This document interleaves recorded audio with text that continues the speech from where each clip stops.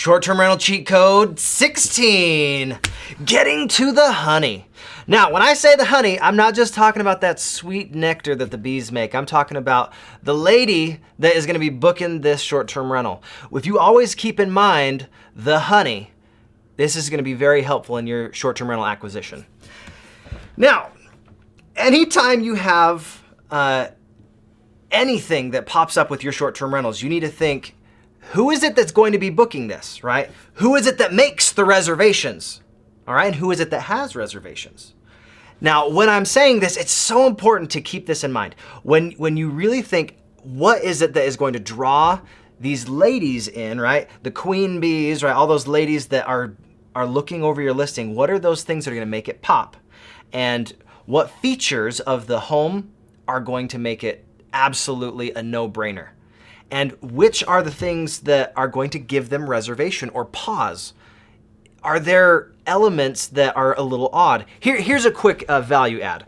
For those of us that have never stayed in a short-term rental, you may not think, if you have a group going there, you don't want the master bedroom to share a wall with any other bedrooms, because there's no boom boom happening, if you know what I mean. You wanna make sure that the wall in between you where the master couple is and the other bedrooms has space between it. All right, think, what is it that's gonna keep them wanting to click next on your listing? All right, so how do we make the queen bee happy? Because we have to make the queen bee happy. What are those things that really will matter?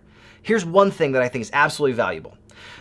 When you are staging your unit and you're figuring out, what do I need to put in here, you need to have a space that everybody can eat at. If you say 8 people can actually book your place, there better be seats for 8 to eat dinner. That's just one way to keep that queen happy. All right, next. What does the queen want in a short-term rental? This really goes back to those original questions I said. Who is it that we serve? Who is it that we care about? And as we are putting these amenities into our short-term rentals, and as we're trying to find which short-term rental makes the most sense for us, you need to keep this in mind. What does she want? Because it's not so much about what does the guy want.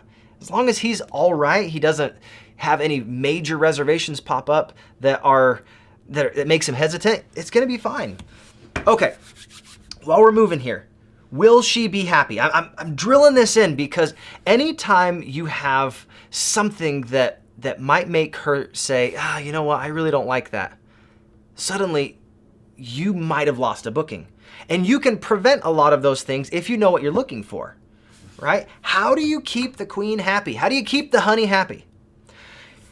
How do you discover expectations? Here's a cool hack that I think everybody would love to hear.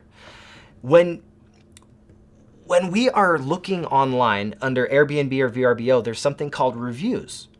Now, if you look into a top property in your area and you see that there are some negative reviews, that is gold for you, right? You can look and figure out what are the amenities that were not included that should have been included. I had a weird thing that happened to me a couple weeks ago where I'd never had this pop up, but it made the queen bee unhappy. So I learned from it, because that's what bad reviews do, that you learn from them. She said, hey, you don't have any pool towels. And I was like, well, I do have towels and people use them at the pool, but it's not a pool towel. And she was expecting a pool towel. So now I was like, oh, I guess I need to add that into my listings if I have a pool. Now, anytime you see these expectations and they align with your ideal guest, that's the type of things that is absolutely worth putting into your short-term rental. All right, here's another element that you want to keep in mind. You need to smoke them out. So what I mean by this, sometimes you have men that come in and they're going to say, you know what, this is way too girly of a place. Or you're looking on the listings and you're like, man, I can't handle that. It's off-putting. There's too much pink and there's lots of fur. I don't want it. The way you neutralize men and the way that they will knock off your listing and say, I don't want to stay there, is you kind of smoke them out, right? Just like how a beekeeper will smoke the bees so that they kind of pass out for a little while so he doesn't get stung. find ways that you can throw in a few things for the guys, right? What are those elements that are going to make it a really awesome vacation rental for him? Is it like a ski up vacation rental, or is it one that you have a boat that they can take out fishing?